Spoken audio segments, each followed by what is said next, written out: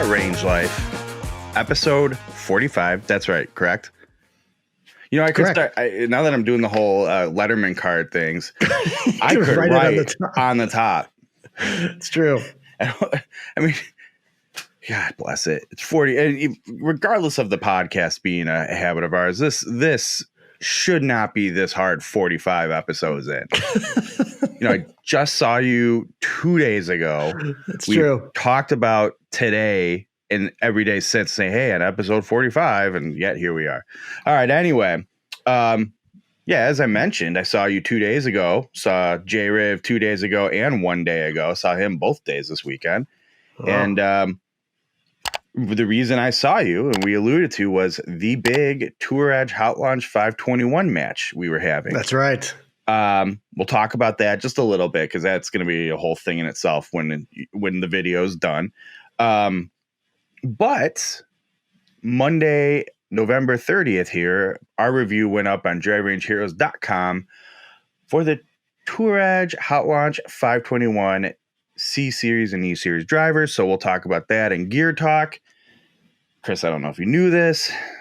It is that time of year. It's holiday gift buying season. It's true. And like every good golf media guy, I put together a 2020 golf holiday gift guide. I saw that. It's a good one. To help all it's the my people. Favorite of all the gift guides. It's by far the best gift guide. You know, it's like all day I feel like I'm just going to get ridiculed by you. And then you come and say such nice things to me. And I take it for granted. You're a good friend. But yeah, we have that up. And I'll be honest with you. There's two ways to go with golf people. Get them the golf gift they want. Don't get them the one I always use as reference is like the little like glove device to dry your glove out better attached to your golf bag. Like, don't get them that. Get them something they either are going to like or like all in on the gag gift, full in, like it's supposed to be a bad present. That's what you do. All right, so we're gonna talk. I don't know. We'll call it the That Range Life combined production gift guide. It rolls off the tongue like all of our names do. That's right. But we're gonna talk some good golf gifts to get this season. You're running out of time. So get moving. All right, let's start this show and let's do some gear talk. Hey, welcome to Gear Talk, everybody. I'm your host, Bill Bush, with my esteemed colleague, Chris McEwen. All right, so Gear Talk this week, we're going to talk about, I feel like people at this point are probably going, Jesus Christ, we've heard enough about the Tour Edge Hot Launch 521 gear. I don't care. I was writing the review about the irons today, and I'm like, God, these clubs, I don't know how else to say it. These clubs literally are as good as we've been saying they are. And our match, which we're going to talk about, I think was proof of it. And the driver, specifically the E521 driver, to me were some of the biggest proof throughout the lineup of this phenomenon. They're $230 drivers, and I will tell you, I didn't love, and I played the C series at our match. I don't love the shaft that comes stock in it. I can't tell you, I'm sure, if there's options to do otherwise, but that's fine. But at no point was I hitting this club going, this is clearly a $200 to $300 less premium of a driver. Felt good. Went. No, yeah, it was great. You were hitting some drivers. You were hitting some tee shots with that club for sure. That's a good way of putting it. Next time someone asks me, well, let me just tell you, I was hitting some drivers. But and I mean, you think your biggest complaint during the match? Well, and I guess we'll get into it, but your biggest complaint was it wasn't your typical shot shape, but that's because the club is built to fight your typical shot shape. Really? Yeah. And I feel like you were still getting plenty of distance and plenty of launch off. Well, really more so. I just wasn't familiar with it, right? Because I didn't know how to do what I wanted to do with it, which is fine. That's one round. What are you going to do? But the face was forgiving. It looked, it didn't look like some monstrosity behind the ball that you'd expect from a $230 driver and a big 460 cc, player friendly profile. It was fantastic. But Sure, let's cover the differences between the two, because now I'm going off into the match and just like this is what I do every time I talk about it. As I always say, I try to give like a barroom conversation about it, right? Relatable and easy to understand. But with these clubs, I kept making a joke. Well, you know, Chris is trying to say these brake pads are really cool, and that's like that's literally what you have going here. I wish we could do it without like getting copyrighted and having the video flagged. You could drop that Tommy Boy clip in. Don't do it. It's not worth it. All right, fine. But so the E series is made, as we've covered in all the Tour Edge videos, right? Is made for as a extreme game improvement line of clubs, right? And the driver is no exception. It's for the guy who can't stop a slice to save his life or her life. My mistake. And it launches in the air easy. It's forgiving across the face because you're gonna mishit it. It's there, but like I just keep saying the line. These clubs the E series clubs are designed to make golf easier to play. Because you're probably not. To me, that's what the E stands for, is just easy to hit. Right. Chances are you're not very good, and you need a club. You it's not, you know, right? It's not the club, it's the golfer. Like, no, you're terrible. You need the club. You'll take what you can get, and you need all the help you can get. And damn it, there's no shame in that. That E521 driver will do it for you. That thing is designed, offset design. It's big and it's CG far and back, so the head's a little longer. It's gonna definitely stay out of the right trees for you, unless it's a push. That's on you. But that's the E series. Now C series is a more traditional look. C standing for competitive. The competitive player. I keep saying, and I know they would tell you otherwise at Tour Edge, but like really the target audience for this club, in my mind, from Hot Launch 4 to Hot Launch 521, is people like my dad. They're getting older. They don't have the swing speed. I tested a low spin, low launch shaft this week, and I was like, you know, it's funny. I lost about 2 degrees of launch on this thing because I was swinging like 4 miles an hour slower than I normally do. And when you start losing speed, you do lose launch. So waiting to get roasted for that. I know there's more at play. Okay, gear guys. But with this club, even with the C series club, like it still gets the ball up in the air real easy. The center of gravity is back in the club. You know, it looks like a more traditional competitive player shape. It doesn't have a bunch of offset. It has the right, like rounded, almost teardrop, but still pretty round. Very similar profile to, from aesthetics, as the EXS 220 driver. Had to make sure I got the wording right there. But you aren't going to look at it and be like, this is made for somebody who needs help golfing. It has that tech built into it, but it looks like a, quote, normal driver. Right. And the C has adapted the diamond face. As well from the EXS 220. Correct. Yeah. And it has the diamond face technology in there, which I don't know if it's just because I've gotten used to it in the other Tour Edge clubs. I don't know how much I notice it, but I did notice drivers, if I hit it well, was going just as far as any other driver I hit. So like the diamond face is doing something. And once again, it's $230. And if you told me I was stuck with this driver, I could live, no problem.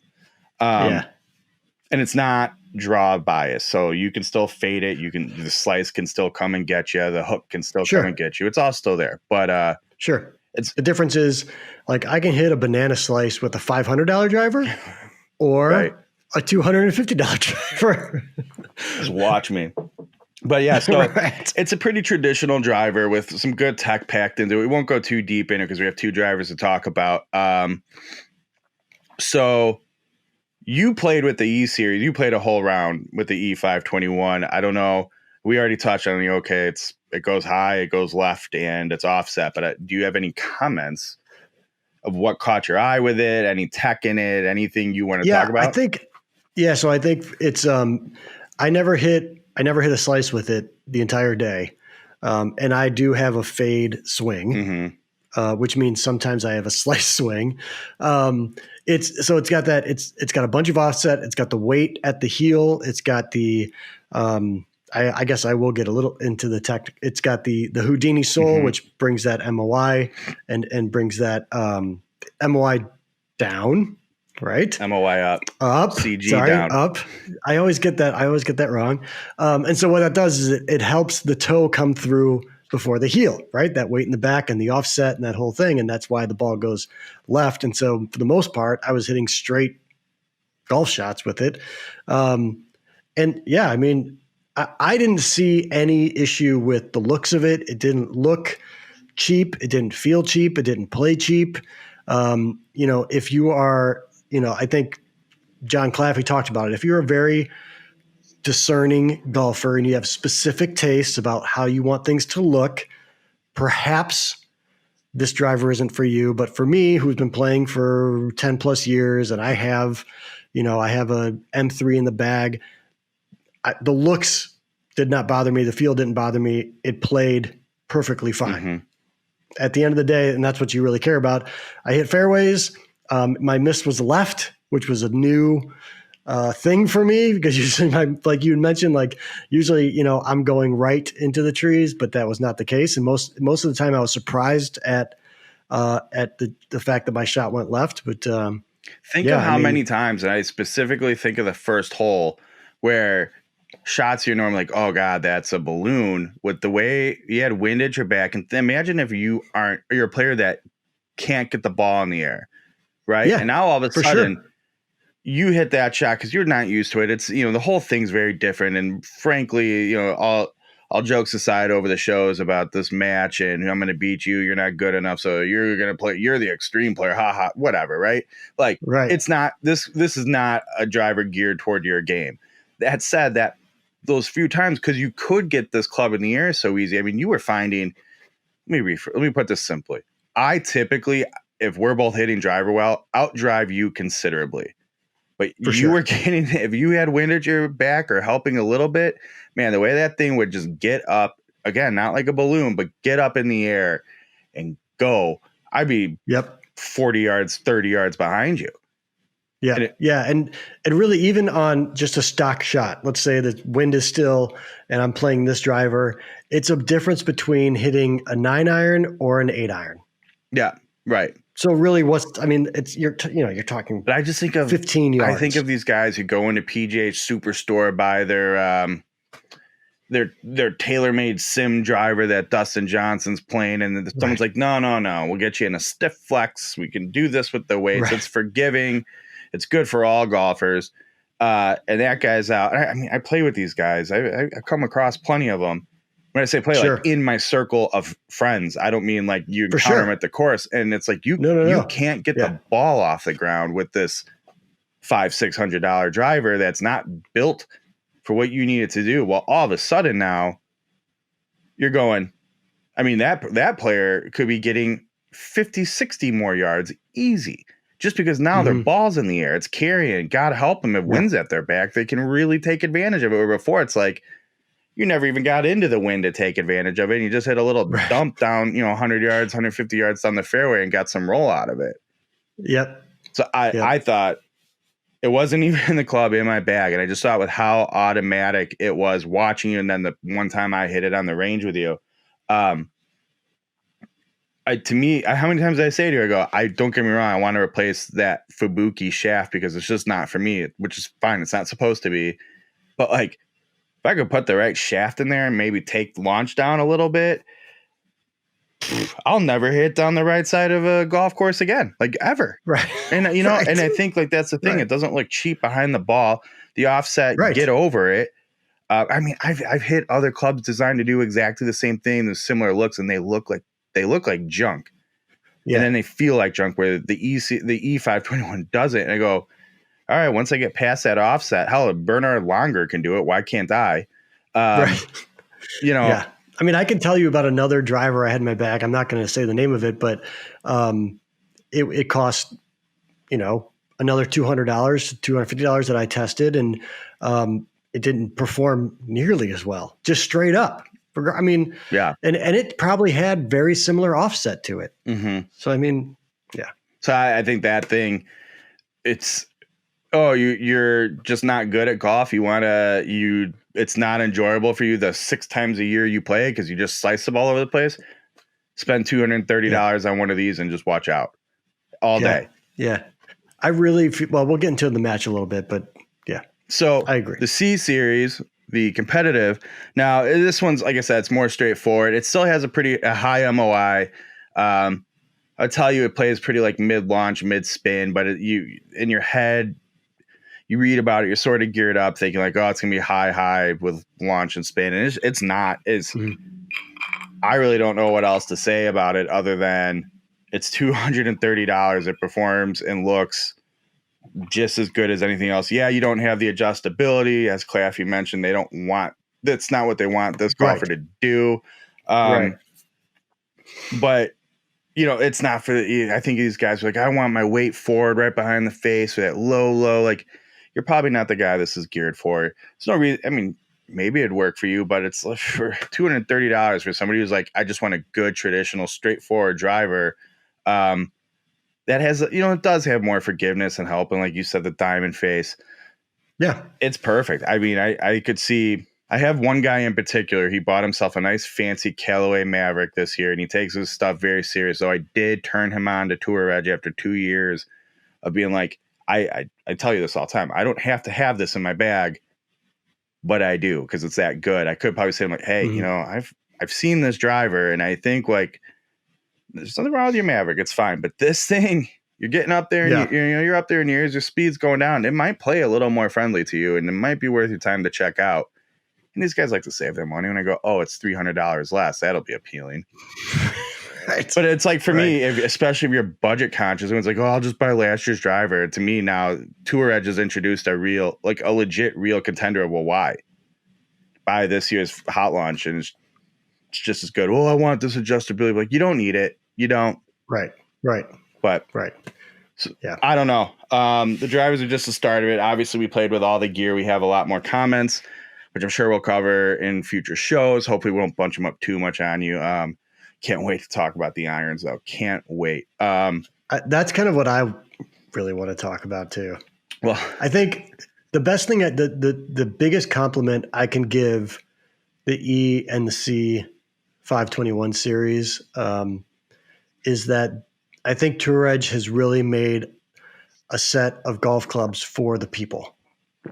Like legitimately for 80% of the golfers in the world. Well, I feel like, that's really, if you stripped everything off, you took all the egos aside, if you got all the, vanity away and the nameplates and all that stuff, and you just handed 80% of the golfers this equipment, they would play it for years.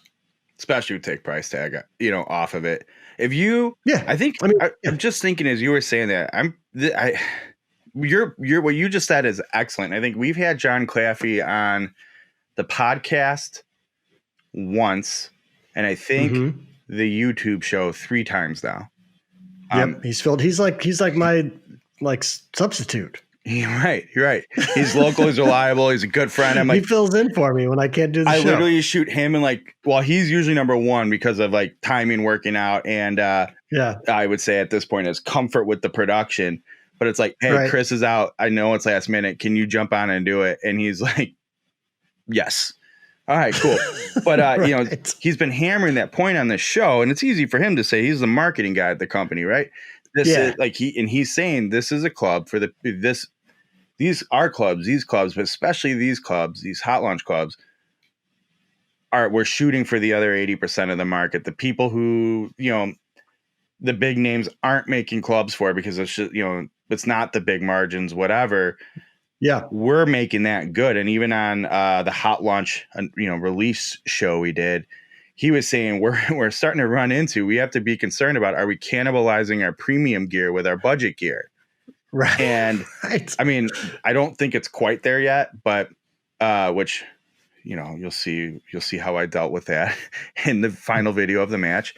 But you're exactly right. It's most of the people, like, this is the stuff they should be playing. Don't go. You're not that good. Don't go spend $600 on a driver. And not only will you spend less money to learn how to get better, you'll play better with it. You simply Right. How many times did I? The game is going to be more fun playing the C or the E series. Just straight up. It's just going to be. How many times did I point that out to you? And I said, I'm looking at my scorecard. I'm minus a few holes where I had issues in the trees.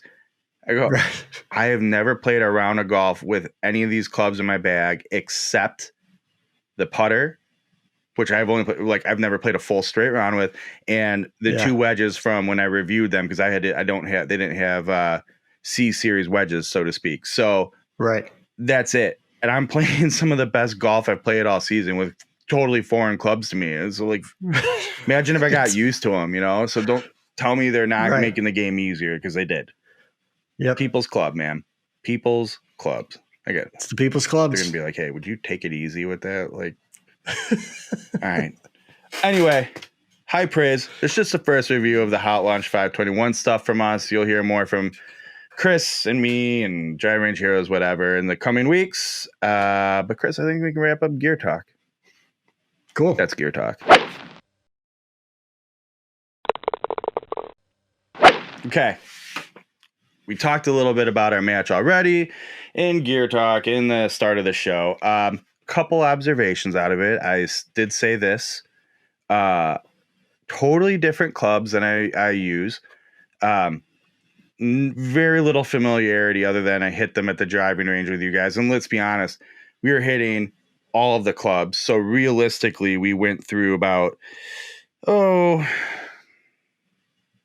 32 different golf clubs that day. So it's not like we got our impressions. We're like, oh yeah, I'm dialed in with this set of clubs. It wasn't a scientific study by any means. Yeah. We didn't know the distances that these clubs would go.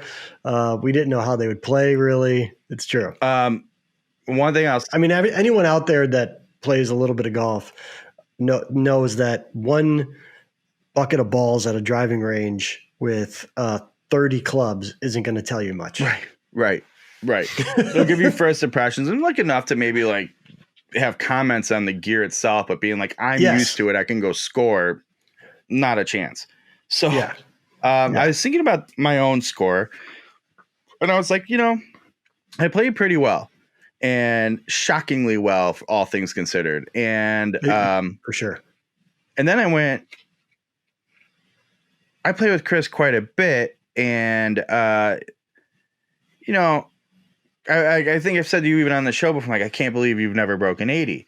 And I was thinking about your round and I go, and then, as I play with you, I'm like, because the difference is you might go par, birdie, par, 8, 7, 8, 6, right. 5 on a par 3, right. And right.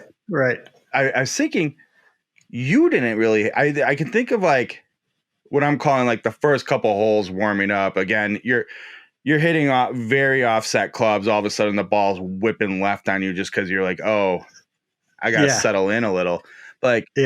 You had a similar phenomenon going where it's you didn't blow up. It's basically pars and bogeys for the most part. Occasional doubles for dumb things you didn't really flub any wedges either. I'm not telling you I didn't really have my yardages right with the wedge, but no, it was a real testament of this match. Again, we'll talk about this more later, I'm sure, but get over your egos. Look at if you just play a simple game like this, hell, put us out in the senior tour in a few years.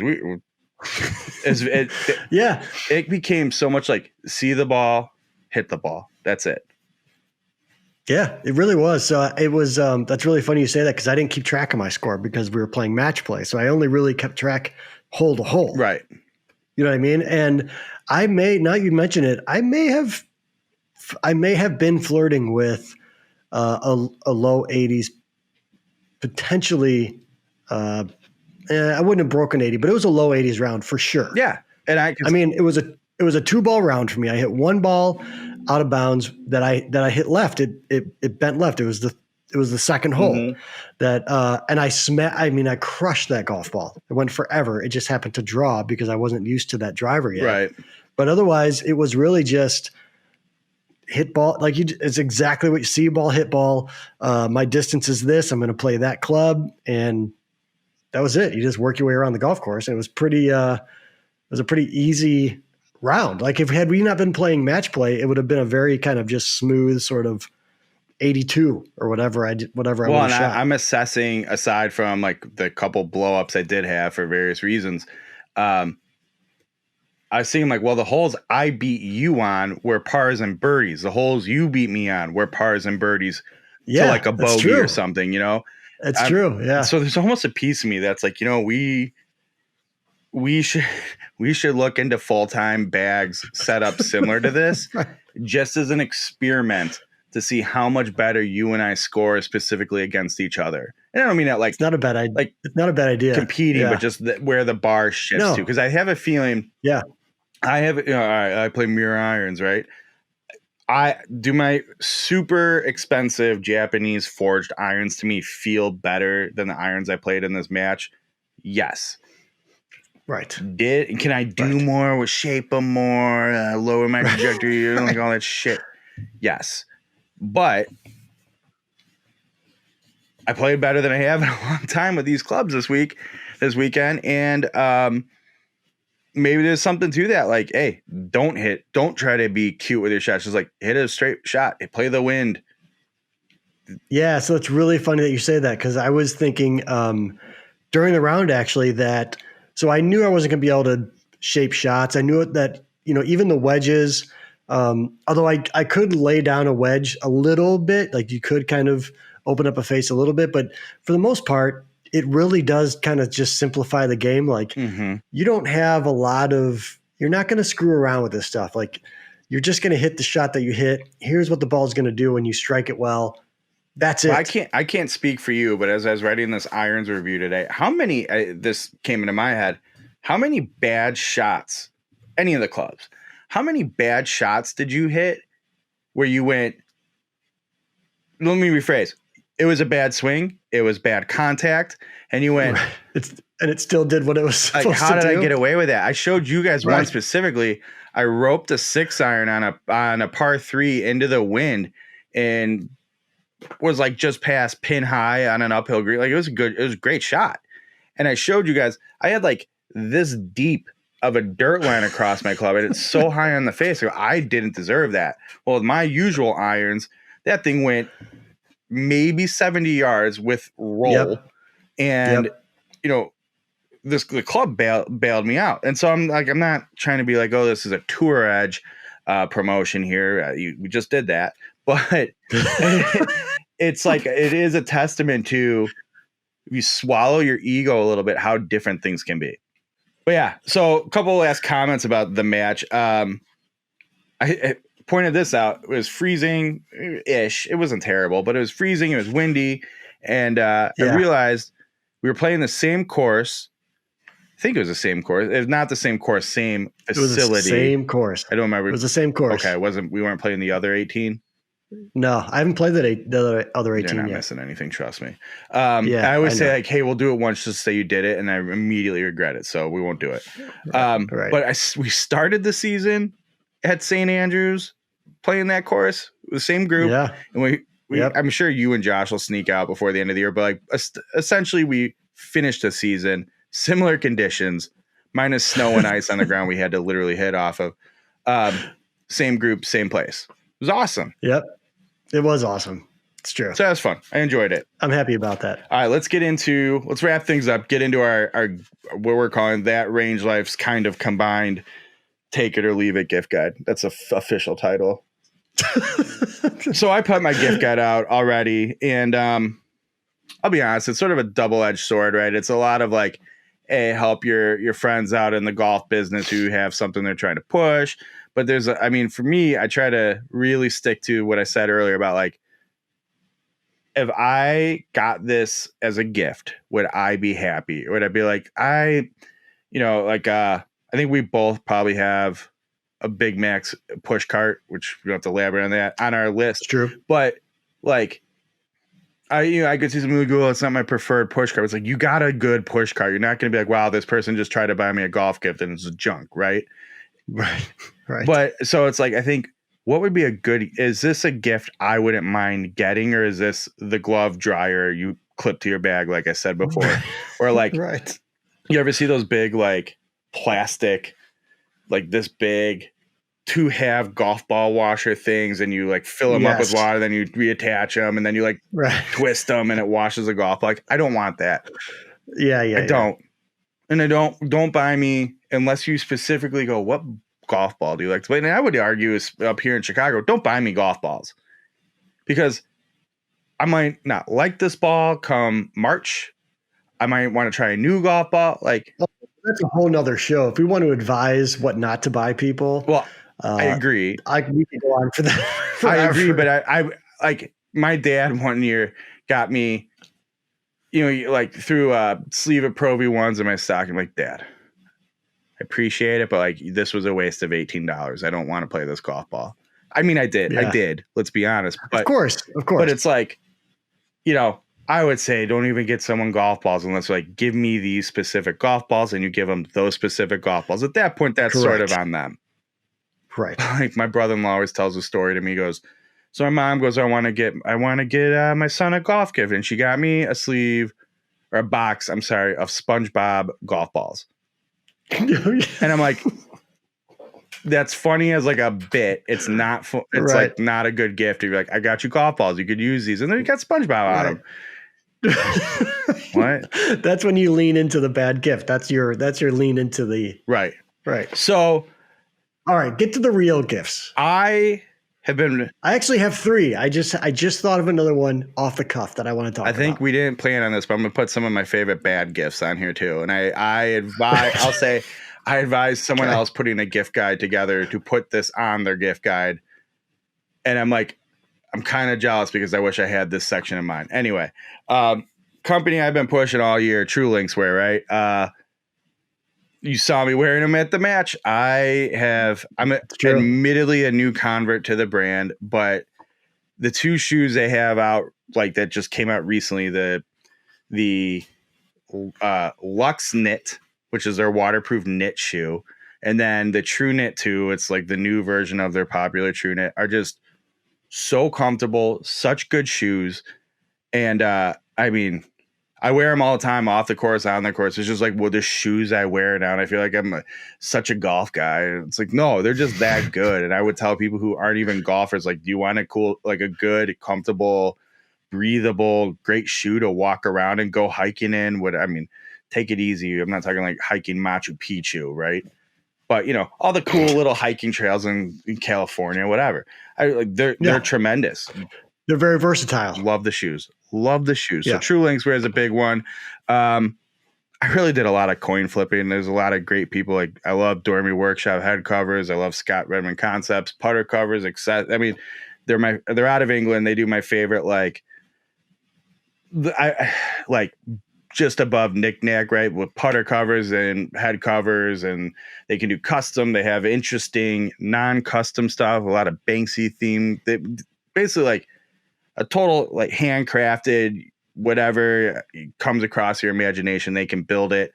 And then he does. I mean, they made you a head cover that your kids made. Yeah. Well, no, it's like they're close. Here's a good example. It's about as custom as you can get. My son's yellow submarine pajamas and my daughter's little blue fleece jacket from when she was 2. She's 8 now. I can't believe you don't use that putter cover all the time. I don't want to ruin it. I literally am finding these articles of clothing in a box and like welling up. Like, I remember, and they would wear these. But yeah, I mean, and then I'll close up here with Tempercraft. I swear by. Oh yeah, probably a little late now to get a custom order done, but I mean, right, my go-to water. Chris, you see this all the time on the golf course with me. It's true. It's true. But they just in our gift guide we featured their stuff maybe geared more towards like adult beverages. Oh, I actually have one right by me. A 32-ounce growler customized there, but perfect. You have to get them customized, or you can just get like your name done, and that might be quicker. But I don't know, depending on your location and the rules, you might be able to get this filled up at your local spot, support local business. But they have like flasks, coffee mugs, anything like you want to have temperature control for. I know it seems like a silly thing, but I have sworn by them since they came on my radar. Everybody in my house uses them on a daily basis. Absolutely love them. So I will always put Tempercraft on a gift guide as well. One of my favorite things in life, not just golf. My first recommendation is Asher golf gloves, which I've been using now for as long as I think the company has existed, quite honestly. And I met them years and years ago. Trevor, the guy who founded the company, at a PGA show, your favorite place on earth, William. And I just think and right now, in fact, when this episode drops, I believe, and this is not like they don't send me anything. Which, by the way, honestly, we've been talking. We got to do something about that with that range life. We're looking to blow up big in that partnership. They just don't know. Yeah, it's true. All right. It's true. That's right. They don't know what's coming. But I do love the Asher stuff. I've been wearing their gloves for years now. And I believe right now they have like a buy two gloves, get one free, or get one 50% off. That's what their deal is for like Black Friday / Cyber Monday. So now's the time to head over there. Show comes out on a Thursday. Will that deal still be going on? I think they're. Who cares? I don't know. Go check it out. If there isn't, just buy 2 gloves for full price or 3 gloves for full price, and won't regret it. Right, and we've talked about this on the show. Is that at the beginning of every year, I buy somewhere between 3 and 5 gloves, and those are my gloves for the season. They stay in great shape. They get beat up. They survive, and in fact, the gloves that I bought this year, I will use through the winter during range sessions and things like that, and they'll be fine. And I think I experimented. You remember this from the podcast, maybe. I experimented with some other gloves, and I was hugely disappointed. And I will never go away from Asher ever again. Did you notice at the match I gestured to you after the 18th hole? I don't think you picked up what I was doing, but I made this ceremonial end of season golf glove throw. Right. That's right. You retired your golf glove for 2020. And I would have done the other one on my bag too. I'm like, you never know. I might need that in the next couple of days here. Yeah. So I just rotate mine. So the ones that from this year, I'm going to rotate into the driving range part of the trunk of the car. And those are the ones that I'll use at the driving range, and I'll replace those with new stuff for 2021. So definitely go check out Asher Golf. I really do love their golf gloves. I think they're great. The other thing I just thought of, because it's right here. Hold on. Man, Chris never does props either, so I'm pretty excited about this. You know this one. It's the Golf Logic's Yardage Books. Now these are a little bit more expensive. They're actually, if you bought 2 or 3 Asher gloves, it may actually be cheaper, especially right now, than one Yardage book. I think these are going for like $40. So if you've got a golfer, or if you are a golfer that plays the same golf course multiple times a year, they may or may not have Yardage Books for you. Golf Logics has started making Yardage Books, and it's got, let's just open this thing up real quick. I can show you. It's got your golf hole, but it also has the green map. Yeah. So you can see the heat, like the faster slopes of the green and all that kind of stuff. And they do it. I mean, they've got like 30,000 golf courses, and they're continuing to add to their sort of database of these or these Yardage Books. And I would, if you're going to ask for something, and if you have a local golf course that you really enjoy and you want to play, William, you played whatever that one is by your house over and over again. I'm sure they don't have these. I only played that place like 3 times this year, believe it or not. Oh, really? Yeah. Okay. I feel like you're always over there. But anyways, I really like this. I think it's fun. Well, one, it's kind of cool just to have the Yardage Book in your hand. Like, you've got your Yardage Book cover all the time on you, even though it's just a scorecard in there. Yeah. But now you can put a Yardage Book in there. I got that one. So yeah, I'm versatility, of course. I'm pretty excited about these. These are pretty fun. I just like, so, I mean, you can have your GPS, right? That gives you whatever distance, but it's not going to have that green readout. It's got all the arrows. Doesn't Golf Logic also do points. green books, which just the greens? It's a good question. I don't know if they do that or not. They did, but I imagine it's a less expensive version where if it's just I would greens. assume so. Yeah. I don't know. Either way, Yeah. it's cool. And like, let's be honest. Us golf bros love looking like the guys in the pros, so we can pull the yardage book It's out of our totally back true, pocket. man. I really do enjoy pulling the yardage book out and being like, boy, I don't know if I want to go for the middle of the screen because it's going to come back towards me and whatever. Tell you what, and it's got a spot for notes. You can put notes in there. You're going to buy one of those? Head over to dormyworkshop.com and get yourself a yardage book cover. Which I forgot this was right here. If we wanted to go back and recap the match, got the card. Oh, nice. So yeah, that's the other one. And then finally, I'll go kind of big. And you mentioned them before, but Big Max Golf. I've got their push cart. I've got 3 of their golf bags. Their newest that came out, I think, is probably my favorite. So I had a carry bag. I have a carry bag. I have a cart bag.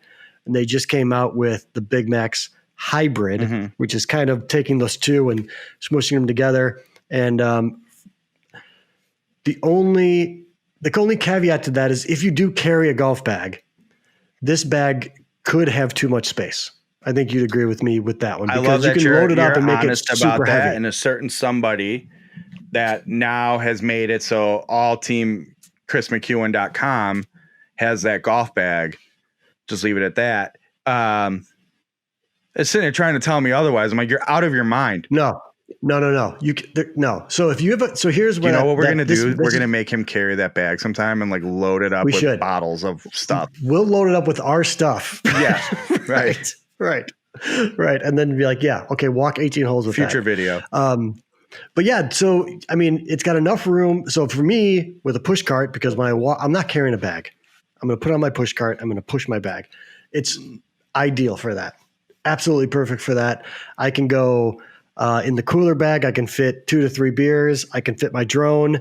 I can fit tons of golf balls. I can fit, and I know we have mixed emotions about the 14 full length dividers in a carry bag. But for those that appreciate that sort of separation of clubs, it's got the 14 full length dividers. Enjoy that bag you're referring to. I mean, I would say check out Big Max carts and bags all together. Sure. And I'm on record of saying their umbrella is fantastic. That's right. I literally have 3 of them. But that bag is the like push cart command center ultimate bag. It is 100% phenomenal. It's like, and it isn't a giant cart bag, but it's big enough where you can put your drone in. You can fit a couple sodas or 6. Right. And, you know, it's very comfortable, easy to use. Yeah. But we talked about like Tour Edge in the earlier segment where Tour Edge is making clubs for the people. Like, I feel like this bag checks all the boxes. Like, this is the bag for the people. You can, if you want to push cart it, you can push cart it. You can just as easily put it in a golf cart and ride. And it's got more than enough room for all of us that lose, let's just say 6 to 8 golf balls around. Well, and let's be correct.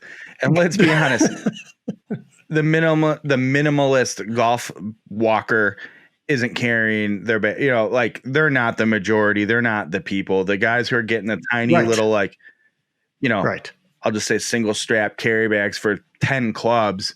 Like, you are, as great as that is, and hey, hats off to you. You are not the majority golfer. Thus, Chris is dubbing this the bag of the people. All right. That's all I got. It's good. All you got. It's a good all. All right. So there's some good gifts we recommend. Good point to wrap it up.